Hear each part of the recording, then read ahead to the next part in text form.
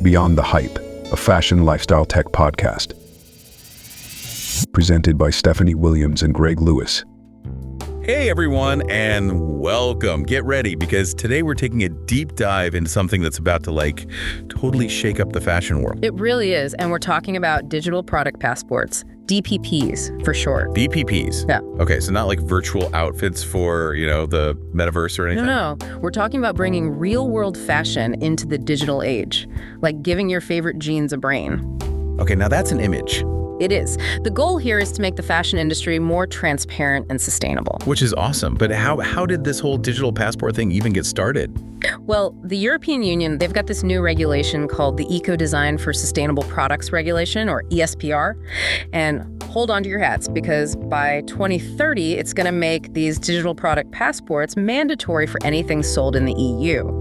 Mandatory? Wow, so this is pretty serious then. Oh, yeah. It's a game changer. And think about this. If any brand anywhere in the world wants to sell their stuff in Europe, they got to follow these rules. So we could be talking like a global fashion revolution here. Potentially, yeah. Because of this regulation, soon you'll be able to walk into a store, see a shirt, you scan a QR code on the tag, and bam, your phone spills all the tea, where the materials came from, how it was made, if it could be recycled.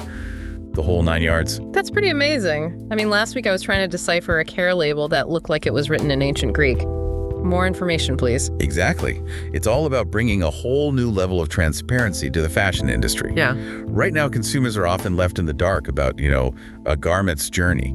This changes that. When I first heard about digital product passports, I thought it was mostly about making fashion more eco-friendly. But now I'm realizing it's way bigger than that. It is. It's about more than just being eco-friendly, although that's a huge part of it. But think about the power it gives to the consumer. You'll be able to compare brands based on their sustainability practices. You'll know if that eco-conscious label is the real deal. Okay, so we know these digital passports are on their way, but how do they work? Is it really as simple as scanning a QR code? It really is. Yeah. In the pilot programs we're seeing now, each garment gets its own unique digital ID. Think of it like a digital fingerprint. Oh, so like a digital birth certificate for your clothes. Yeah, exactly. And this digital ID is then linked to that QR code you scan with your phone. You'll probably find it on the care label or somewhere easy to spot. And that scan takes you to a website with all the details. Exactly. It's all about empowering you with information. Yeah. And when you have information, you can make better choices. Do you go for the cheaper fast fashion item or the slightly pricier but more sustainable option? The choice is in your hands. Speaking of choices, let's talk about the EU's ESPR, the big driver behind all this. It goes way beyond just those digital passports, right? Oh yeah. The ESPR is part of the EU's bigger plan for sustainable textiles. They're basically trying to overhaul the entire fashion industry. Remember that take, make, waste model we're all used to? The ESPR is a step towards changing that. Okay, so break it down for me. What are the biggest changes the ESPR is bringing to the table? Well, first, you've got those mandatory digital passports we've been talking about. Then there are the requirements for circular design.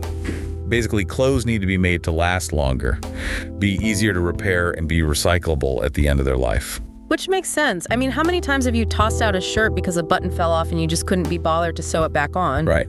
And then there's this thing called extended producer responsibility. Extended producer responsibility. That's a mouthful. What is that? It means brands are now responsible for what happens to their clothes even after you buy them. It's a big shift in responsibility. All right, so we've talked about what these digital product passports are and the big changes the EU's cooking up, but what does all this actually mean for the fashion industry? What are the good, the bad, and the ugly? Okay, let's start with the potential upsides. One thing that jumps out at me is the impact on reselling and recycling clothes.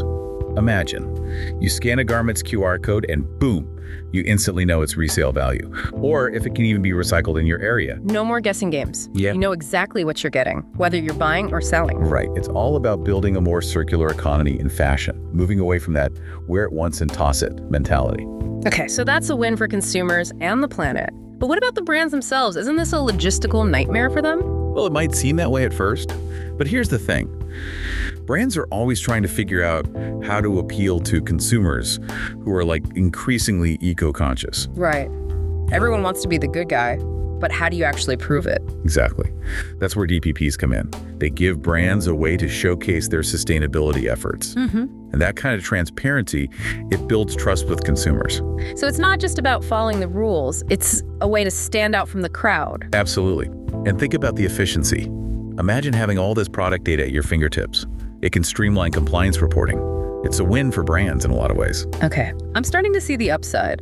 But there have to be some challenges too, right? Of course. One of the biggest is the cost and complexity of managing all this data.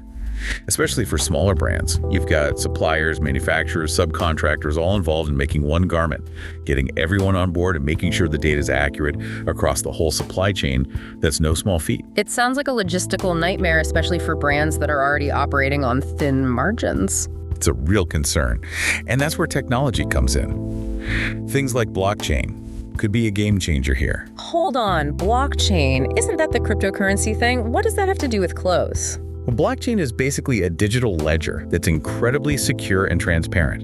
When you apply it to fashion, it creates a tamper-proof record of a garment's journey, helps brands track where materials come from, verify ethical sourcing, even combat counterfeiting. So it's like adding another layer of trust to those digital product passports. The information you're seeing is legit. Exactly. And it's not just about trust. Blockchain can also help streamline data management, making it easier for brands to track and share information across those complex supply chains. That sounds promising, but I can't help but think about information overload. Are we going to end up with pages and pages of data that nobody understands? That's a really good point. It's not enough to just have the data. It has to be presented in a way that's easy to understand and use. Think about those nutrition labels on food.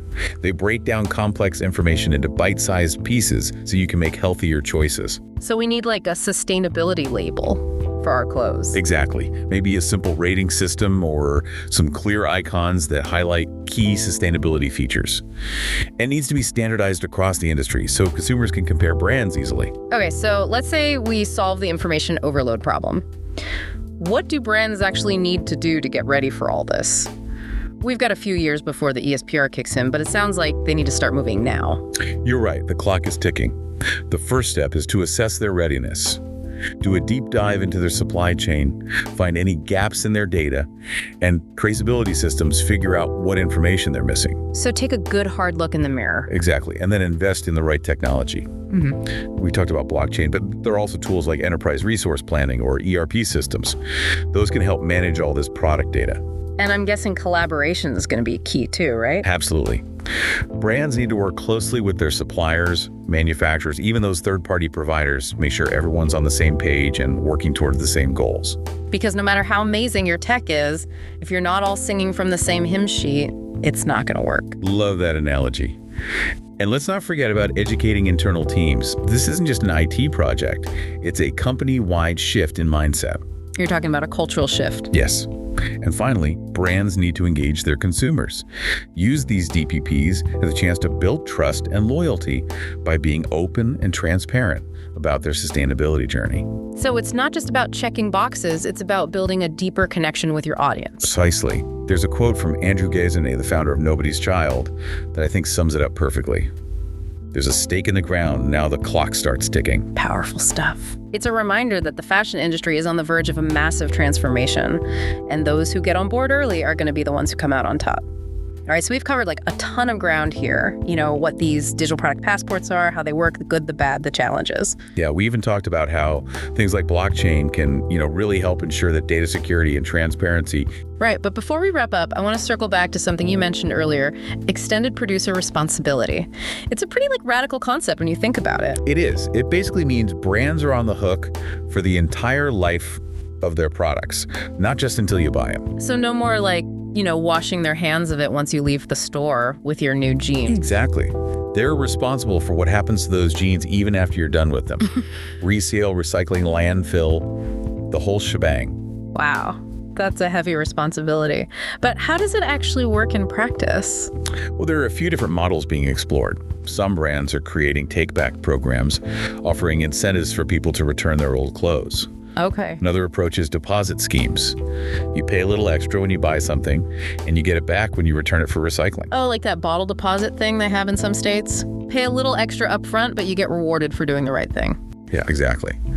And these deposit schemes could be really interesting for promoting circularity. Imagine if brands used that money to fund, new recycling technologies or textile upcycling. That's a really cool idea. It gives everyone a reason to close the loop and keep those clothes in circulation. Right. It could help shift the whole industry to a more regenerative model. Less waste, more reuse. Okay, so as we wrap up here, what are the key takeaways you want listeners to remember? The big one is that digital product passports are coming. They're going to change everything about the fashion industry. Transparency, sustainability, consumer power. It's a whole new ballgame. And it's happening now. It's not some far-off future thing. Regulations like the EU's ESPR are pushing it forward. Exactly. So whether you're a fashion lover, a conscious shopper, or a brand, you need to pay attention. This is important stuff. It's time to start thinking about the future of fashion. And that future is digital, transparent, and hopefully way more sustainable. It makes me wonder, could this idea of digital passports work beyond fashion? What other industries could use a dose of radical transparency? What if we had digital passports for everything? Food, furniture, everything we buy. Would it change how we shop, how we consume, how we value the things we own? It's a really interesting question. The possibilities are huge.